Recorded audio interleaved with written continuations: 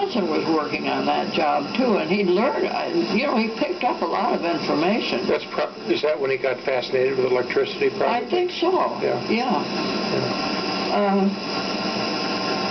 Let's see, what else? Well, he was always making things. And of course, you know, my father would buy him the things that he needed to make. Every 4th of July, for instance, he had a big metal pipe that he packed. Did he ever tell you this? Probably not. Oh, he packed it with dynamite. And early every morning, he set that off. And it was real loud. And you'd hear it all over town. And do you mean firecrackers, or it was like actual dynamite, or it was actual dynamite? Wow. Okay. And people would say, "What's that?" if they were new, and they said, "Oh, that's just Carl Paulson setting off his big firecracker." Okay. And then he made skis. And I can remember his making stilts for both of us. Oh, cool. And he was good at walking with those stilts. Mm-hmm.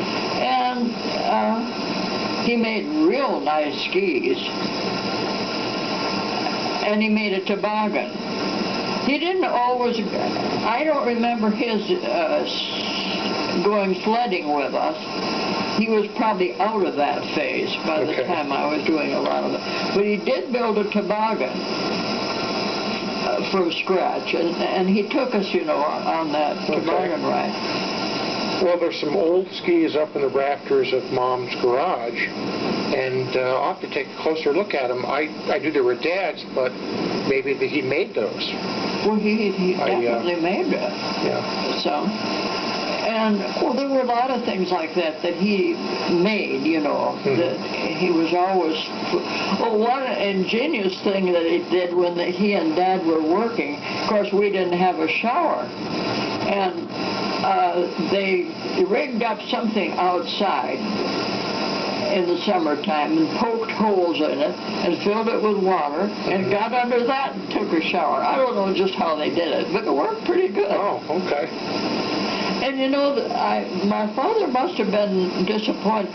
We had a room right at the head of the stairs that was supposed to be our bathroom. It was set aside for that. Okay. Well, he didn't realize, I don't think, when he bought it, that we were just outside the city limits.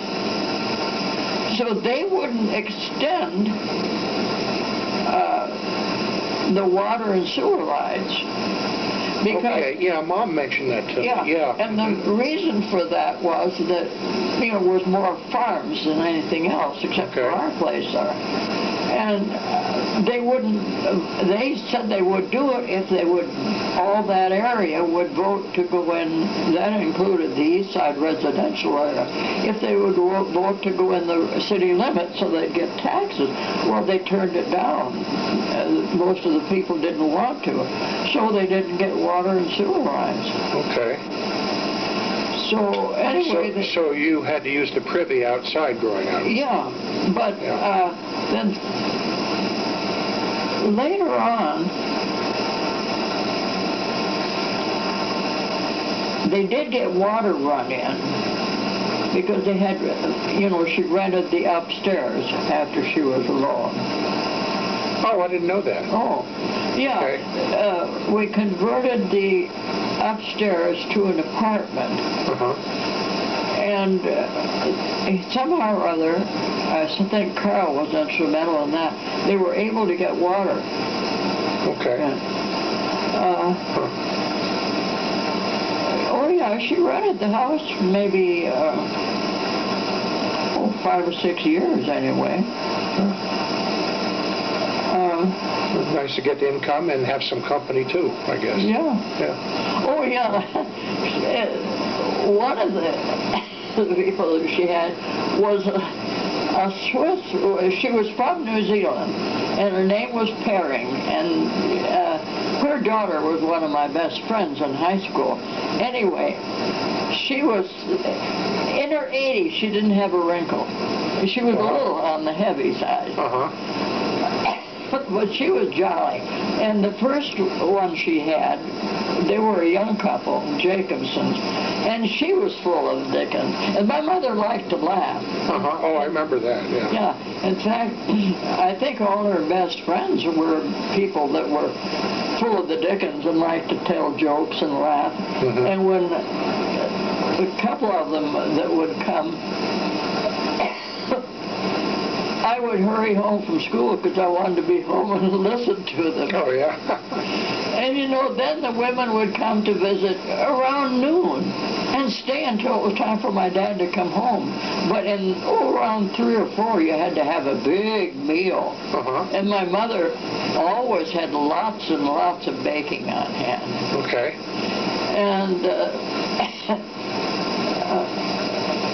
I got off track. We were talking about things about Carl.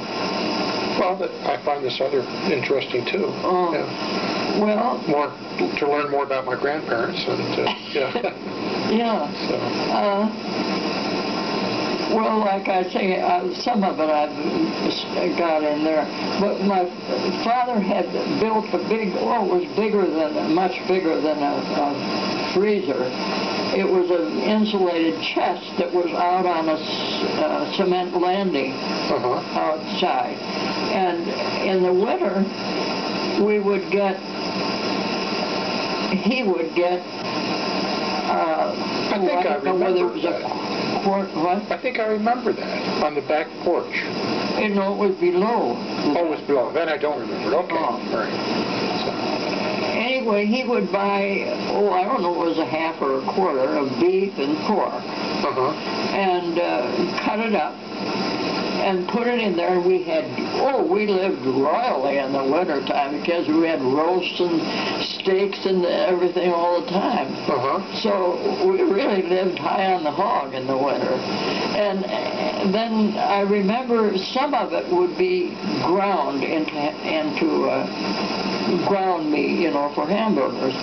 And my father had a big plank like this and had a grinder in the middle, put it between 2 chairs, and one person would sit on each end, and then they'd grind the meat. And my mother then would make, they must have seasoned their meat before they put it outside in that big freezer. And she would make little hamburger patties and season it, and then we'd have a tasting party, see if it was seasoned just right. And she always used nutmeg in it. To this day, I use nutmeg on my hamburgers. And this freezer would be below ground level? Oh, no, it was on top of it. It got cold in the winter time there. Okay. And then if there'd be a thaw, you know, later, my mother would hurry and can meat. Oh. And she had, the second part of the basement was filled with, they had 2 bins filled with sand where root vegetables were kept. And the other side was filled with shelves that she had canned jellies and jams and fruit. With sand, is that a way to preserve them, kind of? Yeah. Put them in the they sand? Kept all winter. Sure. Oh, okay. So the potatoes would be buried in there, some squash and carrots, and it kept perfectly. And we always had a lot of apples on hand. And an interesting sidelight to this is that one year she sent us some canned beef. Well, I think she did it more than 1 year.